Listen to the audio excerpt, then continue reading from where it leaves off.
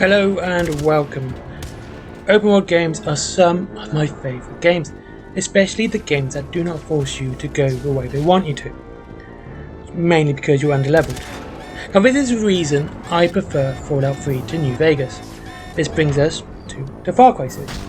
Ubisoft have made some of the best open world games, and if the world is fun to explore, I can forgive a poor story. The most fun game in the Far Cry series is a spin-off, Far Cry 3 Blood Dragon.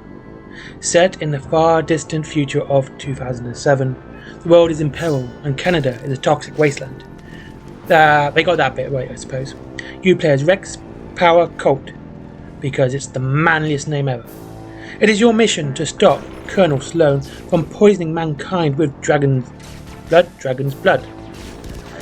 And it will just make everyone raging psychopaths. The story, for what it is cliche, cheesy and predictable. And that's what makes it wonderful. Like almost everything in Blood Dragon, it is over the top. The story is told through 2D pixel art.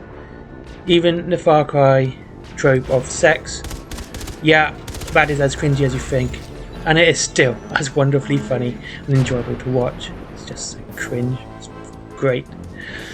Graphically, it still looks amazing, even being 10 years old. Blood Dragon's use of lighting is a great way of making a game age better. I wish more games you did this. Even compared to Far Cry 4, Blood Dragon looks superior. The enemy characters have very little variation outside of palette swaps, and this was intentional, to give it the 80s game vibe, which would do the same due to graphical limitations of the time. With 2D pixel art that tell the story are animated poorly. Again, this is intentional. And if it was any other game, this would be a big negative. These scenes would be a negative point, like I said, but they work with Blood Dragon, and they work well, maintaining this very much a theme of 1980s, and 1980s sci-fi in particular. The gameplay is where I have the biggest issues. As to be expected in a Far Cry game, there's things to be collected, and bases to be liberated, bad guys to be shot, animals to be hunted, and it all works well, as to be expected.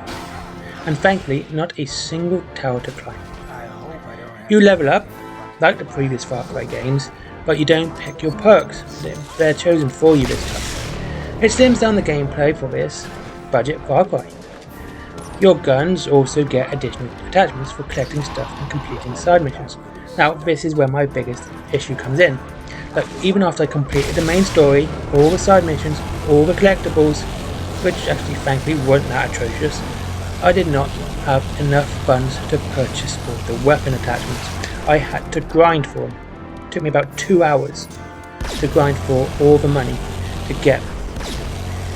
For the collectibles, there is VHS tapes, doctor's notes, animals to be killed, and TVs to switch off. And there are in easy to find places as well as some real ingenious locations. And I'll be honest with you, I had a great time finding them, and if you get stuck, you can literally buy a map. The music and voice acting is great and fitting with this game's 80s. Everything is designed to be around the 80s.